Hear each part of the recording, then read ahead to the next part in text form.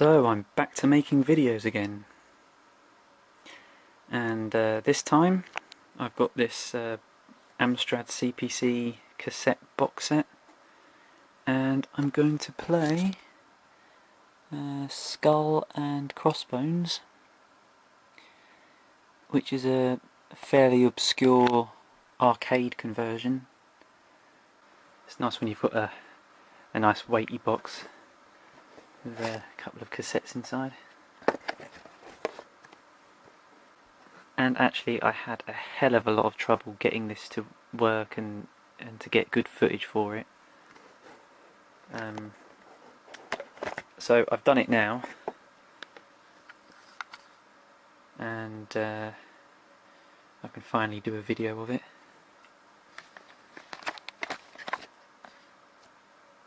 That nice thick instruction manual there. So anyway, let's set up my Amstrad, which is over here, and load up some Skull and Crossbones.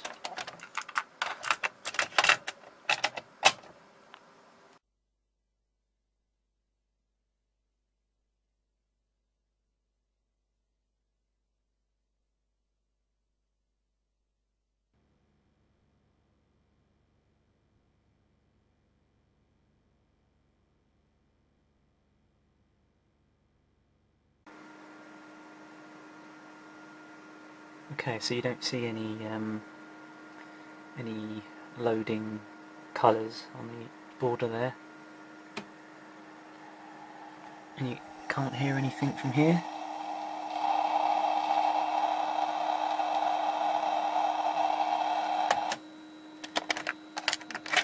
So flip it over, rewind it.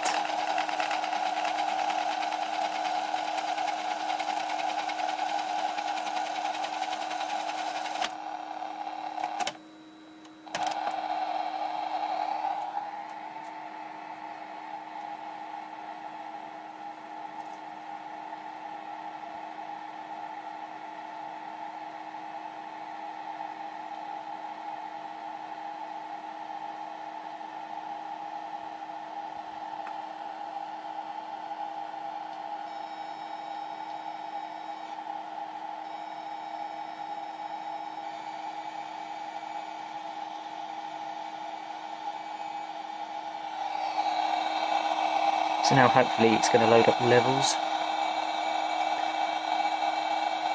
So I wonder how many people bought this and never actually worked that out.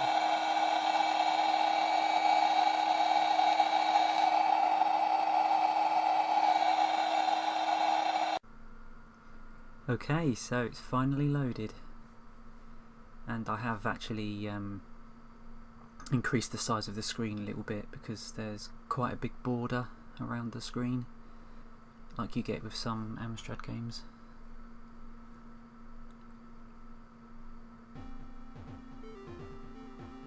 I've been trying to get this game to load for ages now,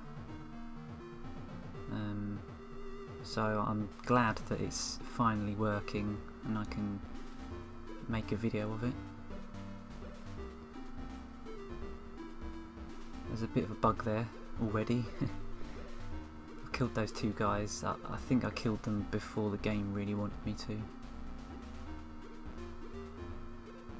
And you've actually got to be careful not to let the guys scroll off screen too far, because they'll never come back and then you'll get stuck. But here we are.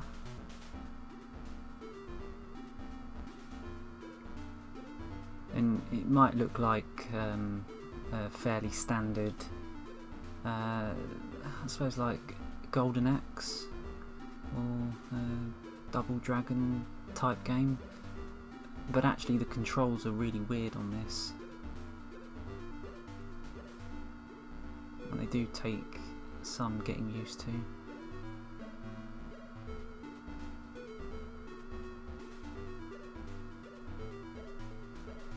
Right, there's the introduction, and that's the evil wizard that's stolen all of your gold. all of your loot.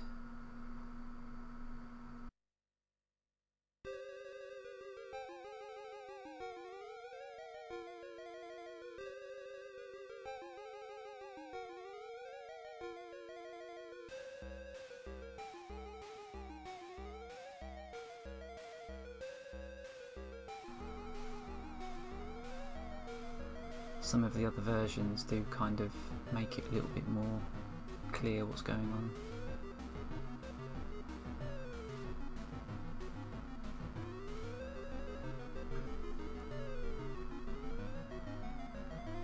So the best way of playing this really is trying to poke the guys and then just sort of getting out of the way before they can attack.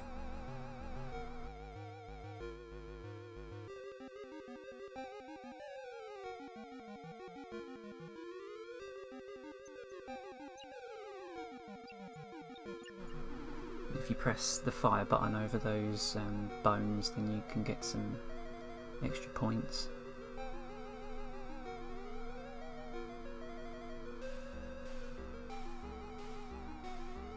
Now, even though you might have noticed on the title screen there, even though it wasn't on there for very long, it does say 1 or 2 players, but you can't actually play 2 players at the same time.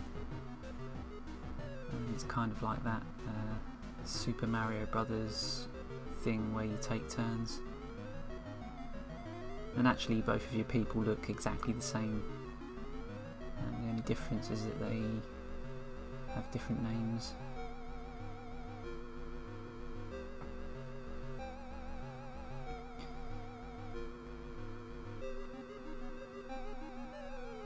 So you can see there my guy doesn't actually turn around by walking in that direction. You have to hold down the fire button to turn around, which is a little bit weird at first.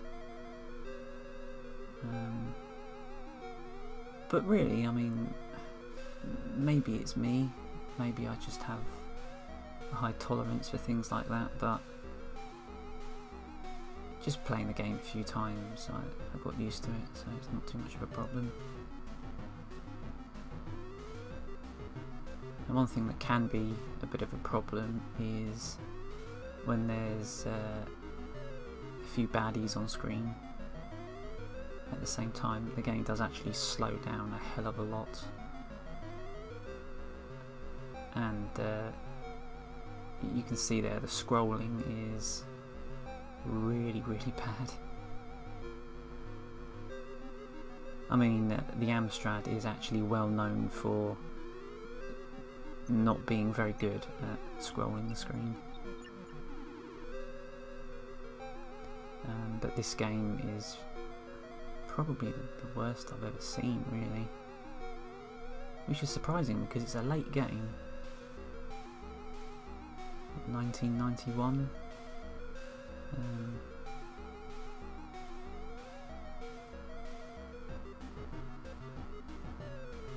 there's a bit of slowdown there because there's quite a lot of stuff on screen.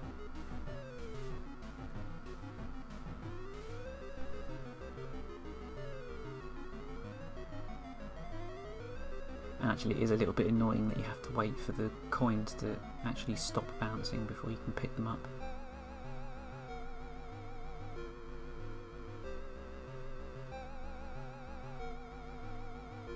So this is actually a kind of a mini boss,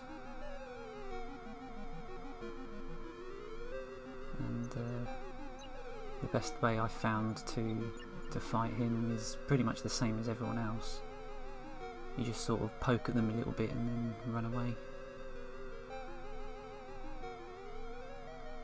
And you can see there he's just about getting ready to swing, and then I run away because I'm a lot faster. I mean, when the screen's not scrolling like this and there's not too much going on, it is actually really responsive.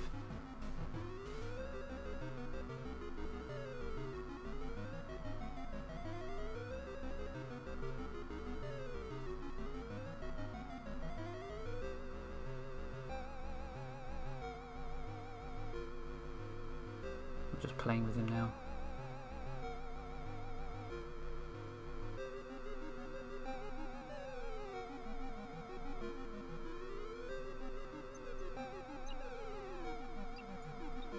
Yeah, and it pauses between levels, which is a little bit worrying at times because I have had the game crash at this point quite a few times. So it is a bit of a lottery whether it goes on to the next area or not.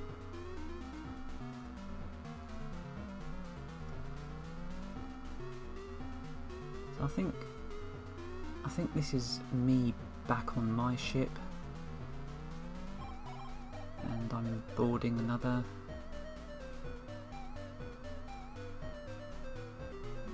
And apparently I don't have a crew.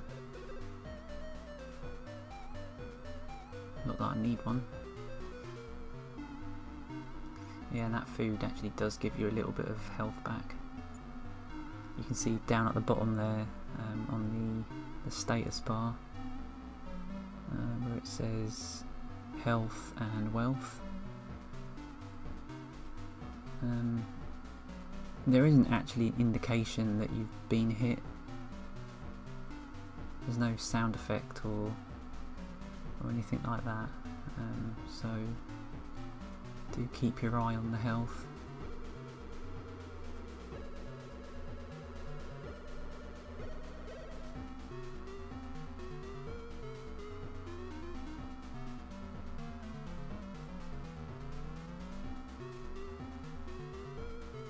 It is actually best to wait for the screen to stop moving before you start attacking people, because not only does the scrolling go slowly, but it actually does slow down everything else as well.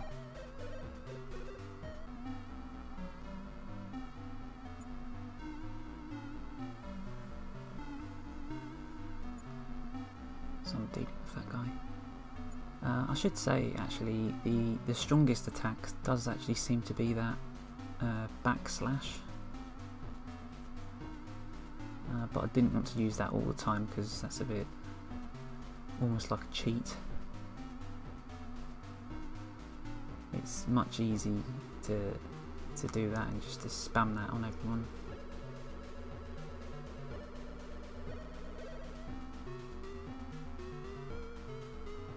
Like that. I do have a bit of trouble with these guys that throw bottles.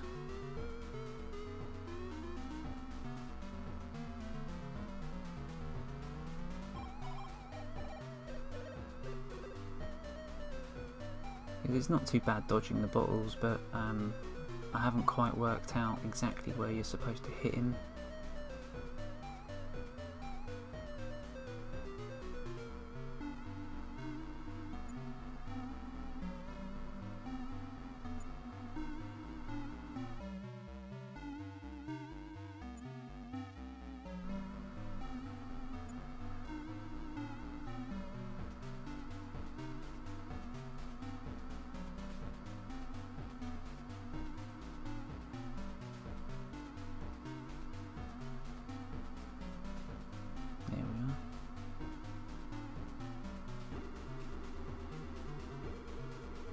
Oh, so that bottle actually hit me.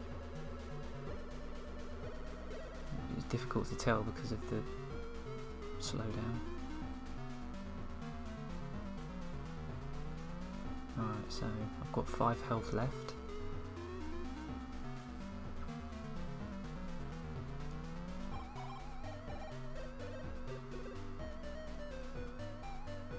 Ah, he got me. That was my first credit.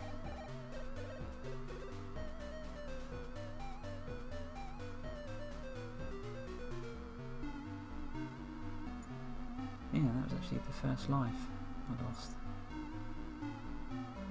So I'm coming up to the first boss now. If you can call him a boss.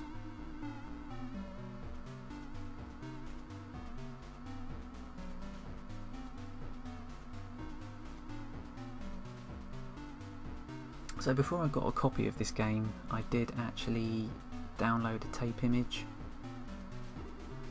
So I did have a copy of this on you could say a pirate copy on cassette, but the game would always crash here just after this. And this copy actually crashed here as well the first time I played this, and so I actually thought it was just a bug with the game, with the retail copy.